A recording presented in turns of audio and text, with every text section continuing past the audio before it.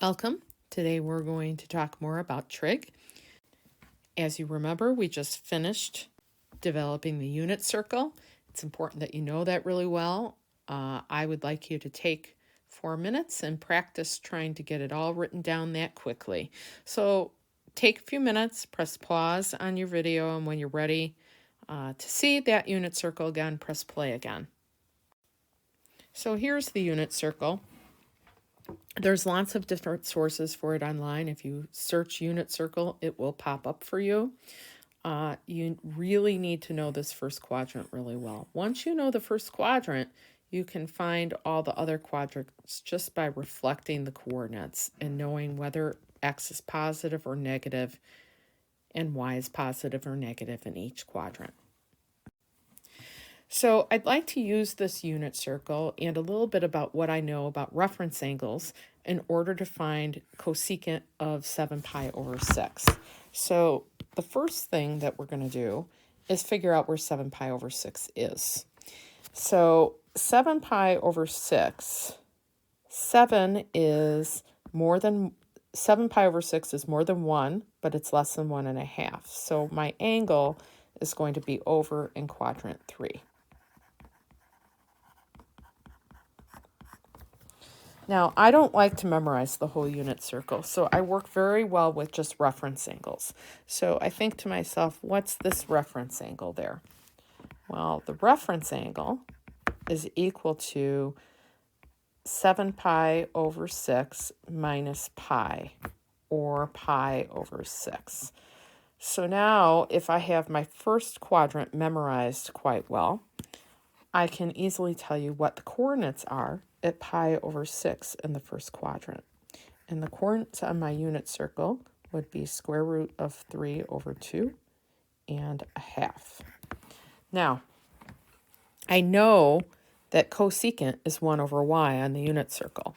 So I know that y in the first quadrant is 1/2. So this would be 1 over 1/2 or 2. Now, the next thing I have to do is decide on the sign of my trig function. So you're going to determine the sign, positive or negative. And in the third quadrant, y is negative. So therefore cosecant is negative, and cosecant of 7 pi over 6 is negative 2. Now, of course, I could know the coordinates on the unit circle over here at 7 pi over 6. This is negative square root of 3 over 2, comma, negative 1/2. And then I would just take the reciprocal of that. 1 over negative 1/2 is negative 2. But then that requires me to remember all of these points. And really, it's just much easier if I just memorize that first quadrant. All right, I'd like you guys right now to find the secant of 15 pi over 4. Go through the steps that I talked about. Press pause on your video, and when you're ready for the answer, press play again. Okay, so I'm looking for secant of 15 pi over 4. So I need to determine an angle that's coterminal with it so I can figure out the quadrant. So to do that, I take my 15 pi over 4, and I subtract 2 pi. Subtracting that, remember, I can use my calculator. It's 15 over 4 minus 2. Now, you can use your calculator. If you take 15, divide by 4, and subtract 2, and convert it to a fraction, you find that that is 7/4. This is the same as 7 pi over 4. They land in the same place. So they're different angles, but they're coterminal, meaning their terminal side lands in the same place. Now, the next thing I need to ask myself is, what's the reference angle?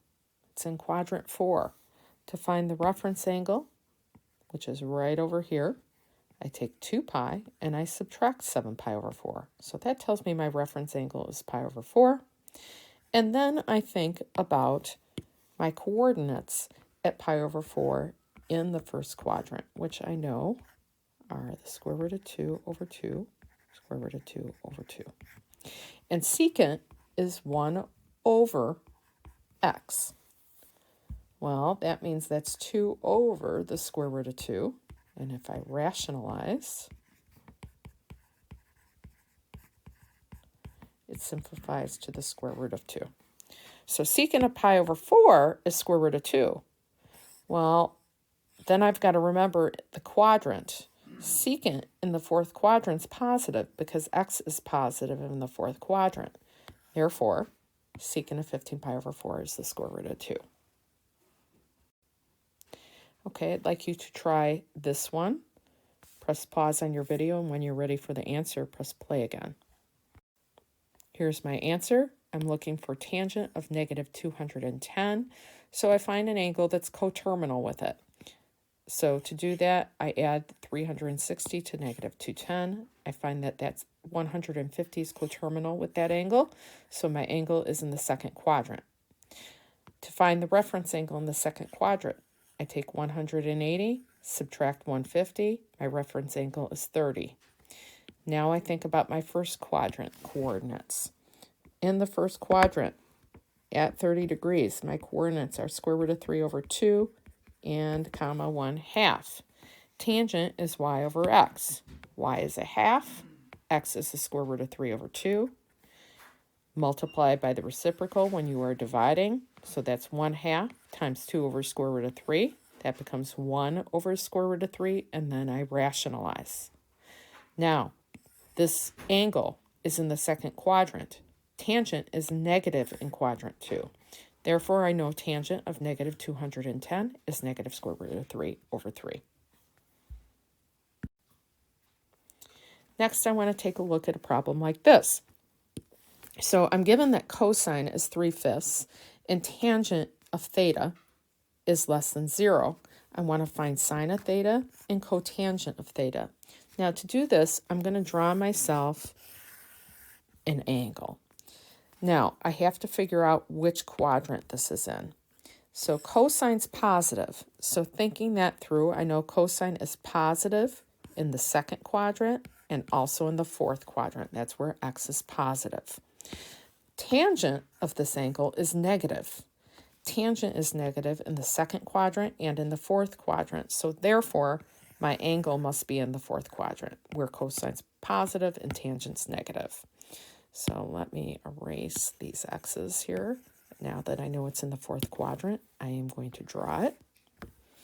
And I'm going to drop an altitude to the x-axis. Remember, all trig function values are based upon the reference angle. So cosine is 3/5. Now remember, cosine is adjacent over hypotenuse. And dealing with that reference angle right there, that means my adjacent side is 3 and my hypotenuse is 5. Now, that will allow me to find y using Pythagorean theorem.